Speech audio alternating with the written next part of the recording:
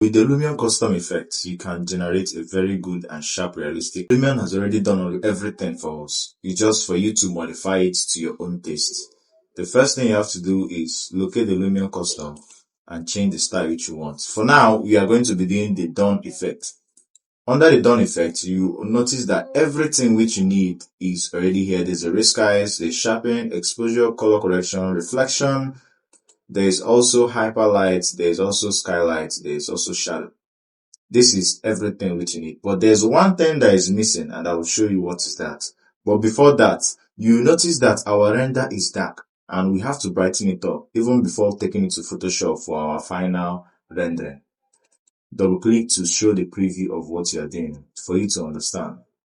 Now you notice that yes, it is sharp, but it is not that sharp. What you have to do is locate the shadow. Under the shadow, you will increase the brightness under the shadow. Okay. So now you locate the brightness. You increase it a bit after the S or 0.1. I'm just telling you so that you understand.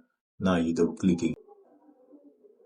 While you double click, you notice again, everything is bright, very, very bright, and it's okay for us now. But one thing which is missing is that which I told you, the 2-point perspective.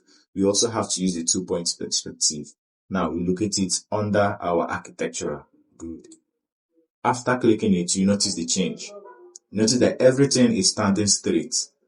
Very, very good for us. But that's not everything which we need. We also need the reflection, so that it will give us a very good reflection of our material. Is it on the ground, on the floor, the glass, the roofing, a little bit of the wall, but your wall is not meant to be reflecting.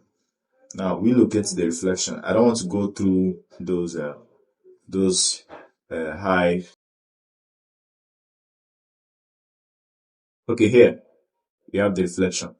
Now under this reflection, we have to click on our materials. We need our ground to be reflecting. Good. Now, for you not to stress yourself of clicking on all the materials, just increase this plane margin to the highest. It will cover up all the spaces which you need. Now, watch what will happen here. Let me just say I clicked on this. It will cover everything. Everything on this panel is going to be reflecting. Instead of me stressing myself to start clicking on each windows, this has already covered it for me. Now I have to click on this side also. Do you understand? It doesn't mean that the wall is going to be reflecting. Yes, when the sun is hitting on your wall, it's meant to be reflecting, but not showing. It's a little bit ambient reflection. Now you double click, you click on this, you're okay. Your Lumion rendering will start getting stronger. If you are not satisfied with this kind of brightness, don't increase the brightness in your Lumion. Increase the brightness in your Photoshop. Increase the clarity in your Photoshop, not in your Lumion. The Lumion will not give you everything which you need. It does not do a post-production print. Okay, let me just say now we want to render in a high resolution. Without us going to the photo mode, we are in the movie mode. You also know that you can render picture in the movie mode. Now we click on the movie mode. Inside this our rendering, we just click on the render clip. Inside this render clip, you see the entire clip.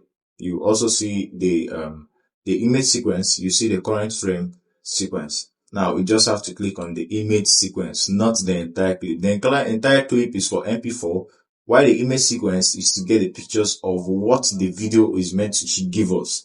Okay, we increase the quality to the highest. We are not doing any movie, like any movement render, like sports, as if the car is moving, we have to catch a fast moving car. That's what it means by this frames per second. Touching out there, like if you want it to capture the frames per second, you increase the FPS. Most times you do this in the movie mode, but we're in the picture mode. Okay, why this additional output is for us which are going to do a post-production in our Photoshop.